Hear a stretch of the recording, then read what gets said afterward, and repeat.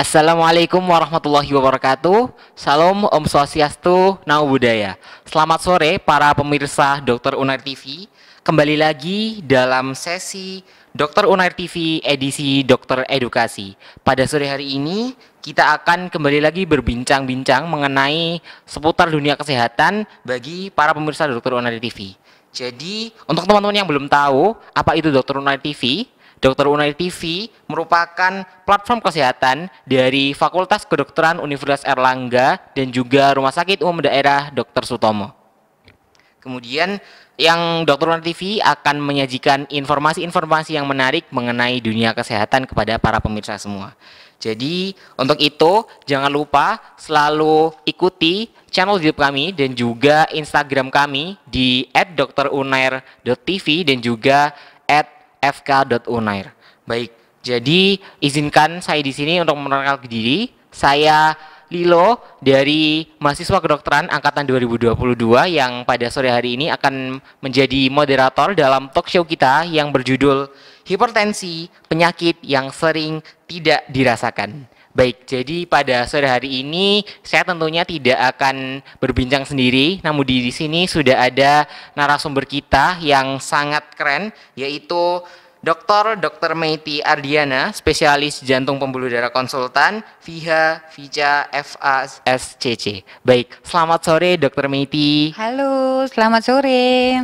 Baik, bagaimana dokter kabarnya sore hari ini? Selalu sehat dan semangat ya. Baik, jadi bisa dilihat teman-teman sudah sore hari Dr. Meiti pasti seharian tadi sudah sangat sibuk dokter G menggeluti pekerjaan sebagai dokter, tapi masih bisa untuk menemani kita semua di sini pemirsa. Baik, mungkin langsung saja nih dokter, saya mulai untuk berdiskusi tentang hipertensi ini. Jadi mungkin yang pertama dokter, mungkin para pemirsa sekalian di sini itu belum memahamin sebenarnya hipertensi atau tekanan darah tinggi itu merupakan penyakit yang seperti apa. Dan mengapa kadang itu hipertensi disebut sebagai silent killer, dokter? Oke. Yang dikatakan tekanan darah tinggi itu berdasarkan panduan ESC guideline, dikatakan bahwa tekanan darah sistolik itu lebih dan sama dengan 140 dan atau diastolnya lebih dan sama dengan 90. Kemudian kenapa sih kok disebut silent killer?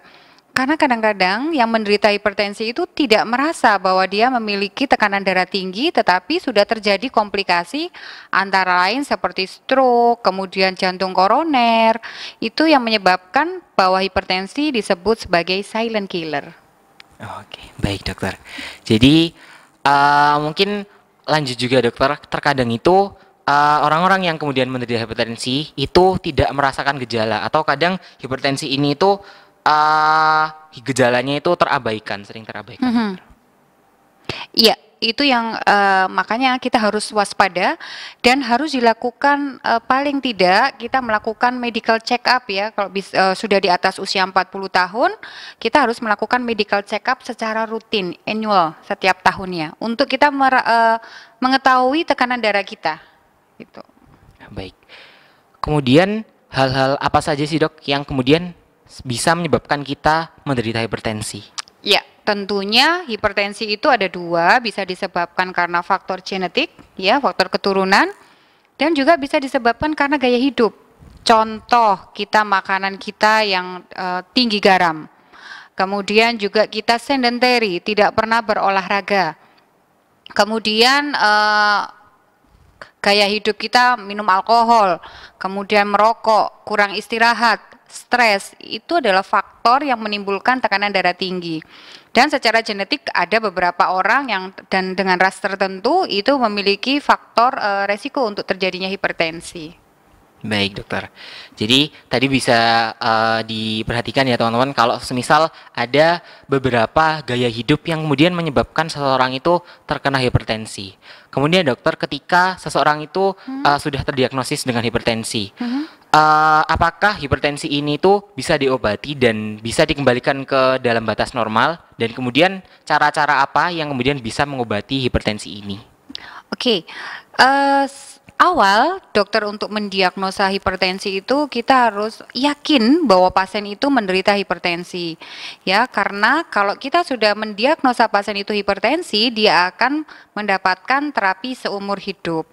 Untuk itu kita harus mengeksklud adanya mass hipertensi atau hipertensi semu ataupun white coat hypertension, yaitu hipertensi kerah putih. Jadi harus benar-benar nih diagnosanya, atau karena dia hanya saat ketemu dokternya tensinya naik, atau saat di rumah tensinya naik ketemu dokternya tensinya normal. Nah, untuk itu kita biasanya melakukan pemeriksaan berkala ya, ataupun dengan monitoring. Contoh, kita melakukan pemeriksaan dengan home blood pressure monitoring, atau kita melakukan ambulatory blood pressure monitoring. Atau kita juga bisa mengedukasi pasien untuk kembali ke tempat pemeriksaan dokter untuk dilakukan evaluasi ulang apakah memang tekanan darahnya memang lebih dari 140 per lebih dari 90 ya. Kalau memang sudah terdiagnosa hipertensi, tentunya satu, kita mengubah gaya hidup. Contoh tadi ya, gaya hidup yang sedentary, tidak pernah olahraga, diet tinggi garam, kemudian alkohol, merokok, obesitas, itu tentunya harus kita edukasi ke pasiennya. Nah, bila dalam jangka waktu tertentu, biasanya dalam 3 bulan kita evaluasi, bila tidak membaik, kita harus memberikan terapi anti hipertensi. Gitu. Baik dokter. Kemudian kalau tadi tentang cara-cara pengobatan hipertensi nih dokter. Kemudian dalam penyakit hipertensi ini pada kondisi apakah hipertensi itu dapat menjadi kondisi yang gawat dan harus segera ditindak atau segera diobati? Ya, ada yang dinamakan hipertensi emergensi. Jadi kita harus segera menurunkan tekanan darahnya agar tidak terjadi komplikasi yang tambah memperberat penyakitnya. Contoh hipertensi dengan target organ damage ya, hipertensi dengan stroke, hipertensi dengan penyakit serangan jantung akut. Itu harus segera diturunkan tensinya agar tidak terjadi kerusakan organnya lebih parah. Seperti itu. Baik dokter. Baik. Kemudian juga dokter mengenai hipertensi yang kemudian diderita secara genetik atau diturunkan dari orang tua ke anaknya. Bagaimana kemudian untuk mencegah resiko terjadinya hipertensi ini pada si anak ketika orang tuanya sudah memiliki riwayat hipertensi pada si anak? Ya, tentunya itu bisa dilakukan dengan kita melakukan gaya hidup sehat. Ya, tadi itu kita harus aktif berolahraga, berat badan nggak boleh gemuk, kita harus ideal ya, kemudian hindari stres, hindari makanan yang tidak sehat, kemudian alkohol, merokok, dan tentunya kalau memang secara genetik itu sudah didapatkan hipertensi, kita harus memberikan terapi secara teratur, obatnya harus diminum secara teratur. Gitu. Oke, baik dokter. Kemudian mungkin kita membahas dengan gaya hidup orang-orang masa kini, dokter. Dengan banyaknya mungkin sekarang kita lihat gaya hidup yang tidak baik. Apakah resiko terjadinya hipertensi pada kalangan muda itu bisa muncul juga, dokter? Karena biasanya kita kenal tuh kalau hipertensi biasanya pada usia-usia yang sudah mulai tua. Namun apakah pada usia muda itu tetap bisa terjadi? Dan kemudian tadi salah satu gejala hipertensi yaitu stres itu. Bagaimana dokter, stres itu bisa kemudian menimbulkan hipertensi? Ya, oke. Hipertensi itu kebanyakan memang terjadi pada usia tua ya, karena pressure daripada pembuluh darah kita sudah terjadi kekakuan ya, tekanan darahnya jadi tinggi. Tetapi itu tidak menutup kemungkinan terjadi pada usia muda. Nah, salah satu faktor risiko adalah stres ya. Stres itu yang akan membuat tentunya hormonal dan sebagainya yang akan meningkatkan tekanan darah kita. Jadi memang kalau untuk mengontrol tekanan darah kita salah satunya adalah menghindari stres. Nah, teman-teman juga pasti tahu mengelola stres itu tidak ada takarannya ya, kita yang tahu sendiri. Jadi harus kita seimbangkan gaya hidup kita, harus antara bekerja kemudian beraktivitas harus diimbangkan dengan kegiatan-kegiatan yang bisa menurunkan stres, contohnya berolahraga, kemudian melakukan aktivitas rekreasi dan sebagainya. Gitu. Baik dokter. Kemudian juga dokter terkait dengan pola makan. Jadi kalau kemudian teman-teman itu biasanya bertanya-tanya, bagaimana kemudian makan makanan yang asin dengan keasinan yang tinggi itu kemudian bisa menyebabkan terjadinya hipertensi, dokter? Iya, dia dengan tinggi garam itu akan menarik cairan sehingga volume dari cairan di pembuluh darah juga akan naik sehingga menyebabkan terjadinya peningkatan daripada tekanan darah. Untuk itu memang kita diharapkan diet rendah garam, 1 sendok teh 1 hari.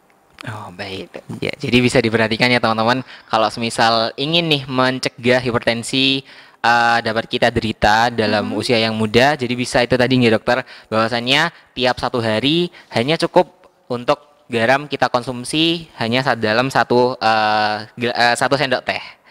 Baik. Kemudian juga dokter dalam treatment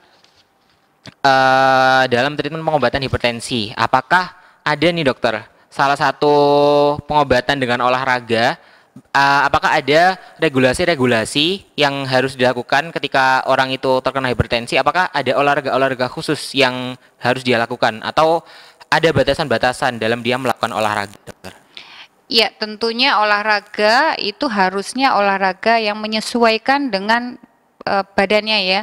Jadi contoh, kalau kita memang dulunya tidak pernah melakukan aktivitas berat, kita harus dimulai dengan olahraga yang sedang. Ya, jadi jangan langsung tiba-tiba dengan olahraga yang high intensity training ya. Jadi itu akan membuat beban terhadap jantungnya. Jadi harus secara bertahap. Kalau kita tiba-tiba tidak pernah dari sedentary, kemudian kita melakukan aktivitas olahraga dengan high intensity training, tentunya itu akan beresiko ya. Kadang-kadang akan membuat malah justru berefek buruk terhadap kesehatan kita ya. Baik dokter. Jadi mungkin juga bisa diperhatikan ya teman-teman terkait dengan olahraga ketika sudah terkena hipertensi. Jadi mungkin bisa dibiasakan juga mulai untuk berolahraga. Mungkin dari teman-teman yang masih suka mager-mageran, tidur-tiduran di rumah, bisa untuk dimanfaatkan waktunya untuk berolahraga. Kemudian juga dokter, ketika kita ingin melakukan pencegahan terkait dengan hipertensi ini, apakah ada cara-cara atau tips-tips untuk kita bisa mendeteksi hipertensi secara dini, dokter? Iya, tentunya kita harus melakukan pemeriksaan secara rutin. Ya, boleh kita melakukan pemeriksaan itu kalau memang tensi kita 120/80, kita boleh melakukannya 3 tahun kemudian kita boleh melakukan. Tapi kalau memang itu sudah di atas 135, kita harus melakukannya annual ya, setiap tahun untuk melihat apakah ada peningkatan daripada tensi kita gitu. Jadi memang kita harus waspada karena kita tahu sendiri bahwa hipertensi itu adalah silent killer yang tidak ada keluhan. Yang tidak ada keluhannya. Jadi kita sendiri harus melakukan pemeriksaan secara berkala. Baik dokter. Jadi mungkin untuk pertanyaan selanjutnya adalah mungkin pertanyaan penutup, pertanyaan terakhir dokter pada sesi talk show kita kali ini. Jadi apakah hipertensi ini kemudian bisa disembuhkan secara total ketika orang tersebut sudah terkena hipertensi? Oke, hipertensi itu adalah penyakit kronis. Tentunya kalau sudah terdiagnosa hipertensi itu tidak bisa sembuh. Wah, kok tidak bisa sembuh ya? Ternyata hipertensi itu hanya bisa dikontrol dengan obat, dikontrol dengan gaya hidup. Jadi kita tidak, kalau kita dengan gaya hidup kita yang buruk ya, itu tentunya akan memperburuk tekanan darah tingginya. Kalau kita tidak minum obat, tentunya itu akan mengembalikan tekanan darah kita ke tekanan darah yang tinggi. Jadi caranya gimana mengendalikan hipertensi? Yaitu caranya dengan gaya hidup sehat dan minum obat secara teratur. Berbeda kalau kita sakit batuk, pilek ya, yang sembuh setelah simptomnya itu hilang. Tetapi kalau hipertensi kita harus mengontrolnya dengan tadi obat dan gaya hidup seumur hidup.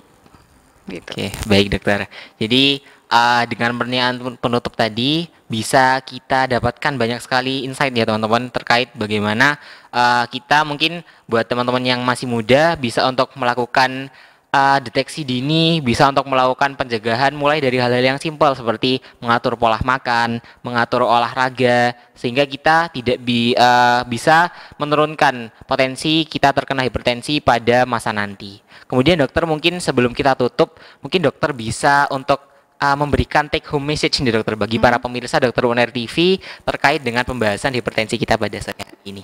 Oke, jadi hipertensi itu adalah penyakit kronis yang tentunya harus kita berobat dengan teratur. Kalau memang sudah memiliki tekanan darah tinggi atau sudah didiagnosa oleh dokter bahwa kita menderita hipertensi. Tetapi bila teman-teman masih usia muda, masih sehat, sebaiknya kita melakukan gaya hidup sehat. Berolahraga secara teratur, kemudian hindari stres ya yang mempengaruhi hormon-hormon yang akan meningkatkan tekanan darah. Kemudian kita juga harus berat badan ideal ya, jangan obes karena itu salah satu faktor resikonya. Hindari alkohol, hindari merokok. Kemudian kita juga harus melakukan aktivitas secara seimbang ya. Tentunya itu yang harus kita jaga ya untuk meningkatkan kualitas hidup kita. Baik, jadi tadi itu merupakan pesan terakhir teman-teman dari Dr. Meiti terkait bagaimana kita bisa menyikapi potensi penyakit hipertensi ini untuk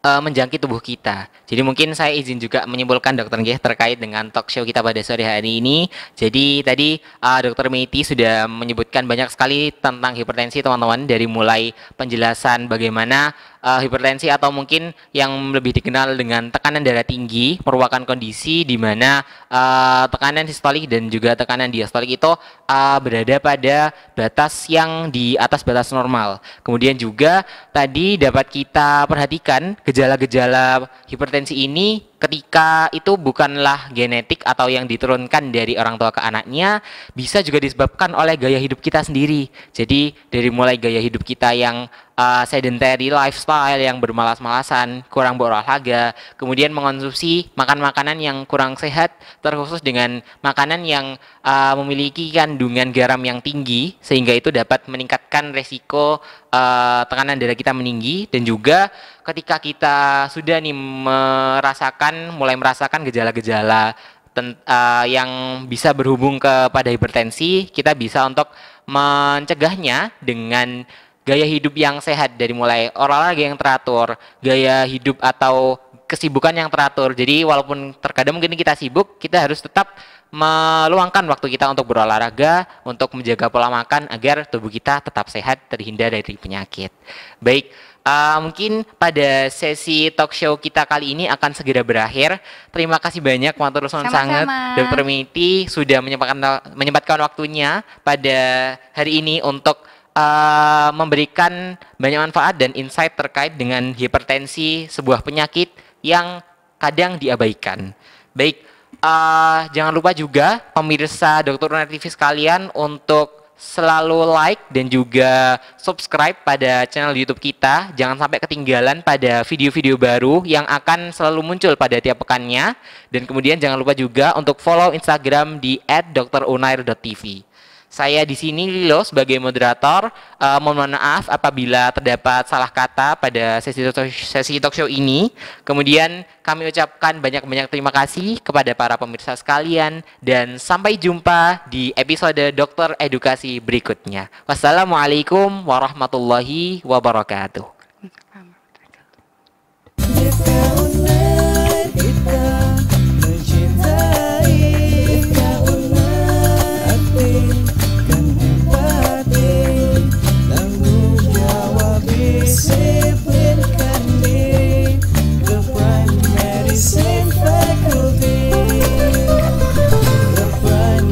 Medicine